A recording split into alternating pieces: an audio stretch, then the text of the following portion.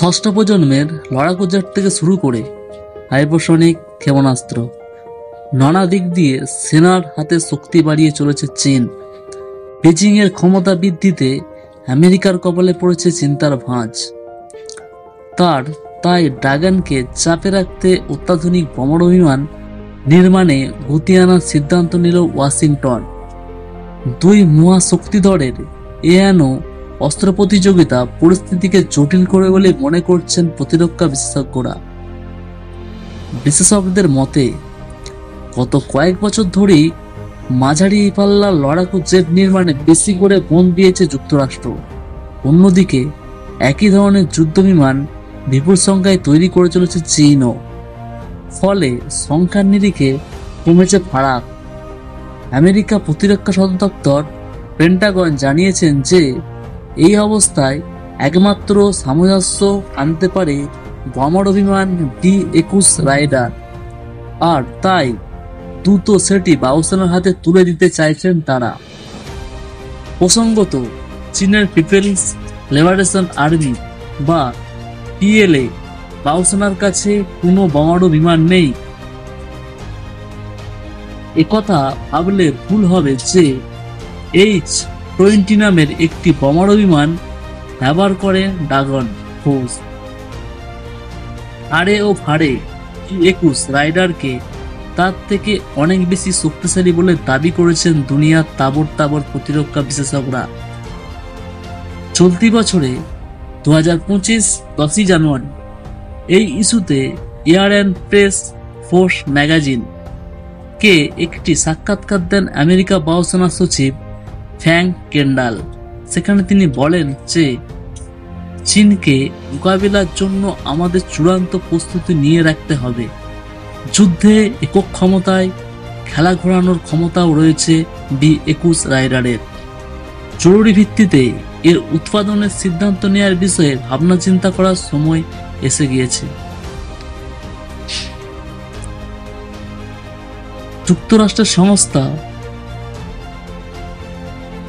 নথরপ গ্রুপম্যান হল B-21 rider বোমারু বিমানের নির্মাণকারী সংস্থা।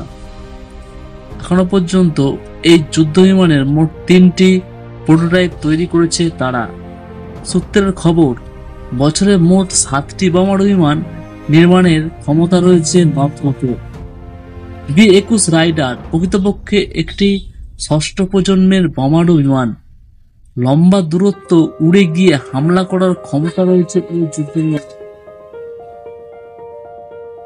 এর নকশা বেশ অদ্ভুত। লড়াকু বিমানটির লেজের অংশ প্রায় নেই বললেই চলে। এর পাখা চওড়া এবং ত্রিভুজাকার।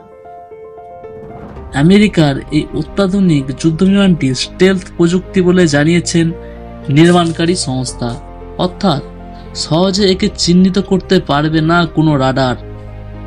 প্রথাগত এবং পারমাণবিক দুই ধরনের বোমা নিয়ে উড়তে পারবে B-21 রাইডার।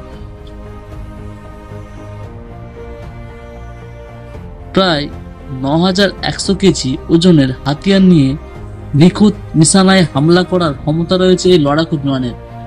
বর্তমানে আমেরিকা বায়ুসেনায় রয়েছে একাধিক বোমারু বিমান।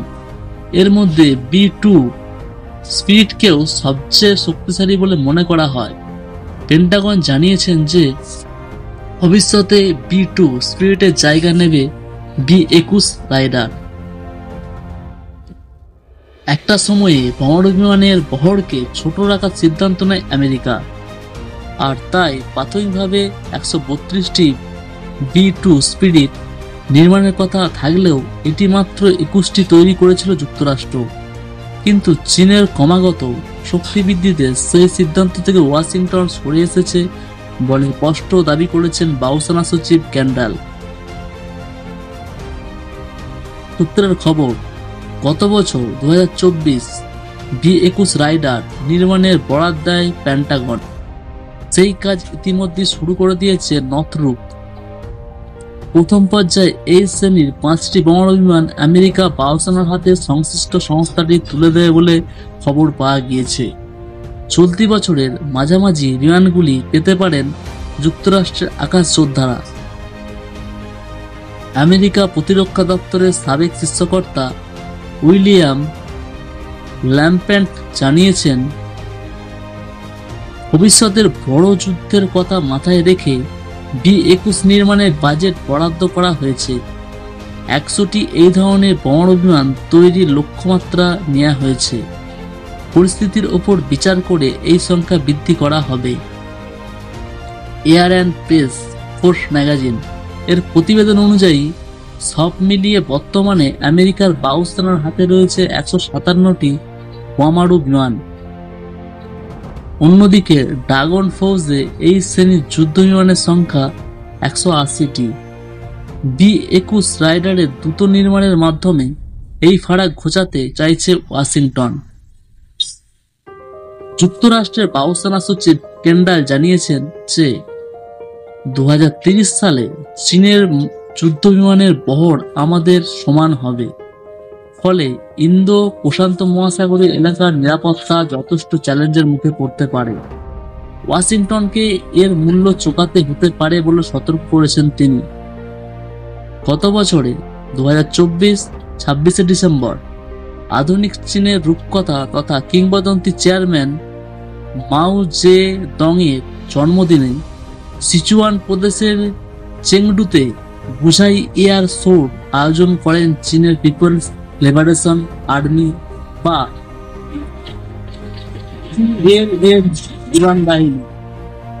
সেখানে প্রথমবার ষষ্ঠ প্রজন্মের লড়াকু জেট সিচুয়ান প্রদেশের চেংডুতে কে আকাশে উড়িয়ে রীতিমতো সবাইকে চমকে দেয় বেজিং।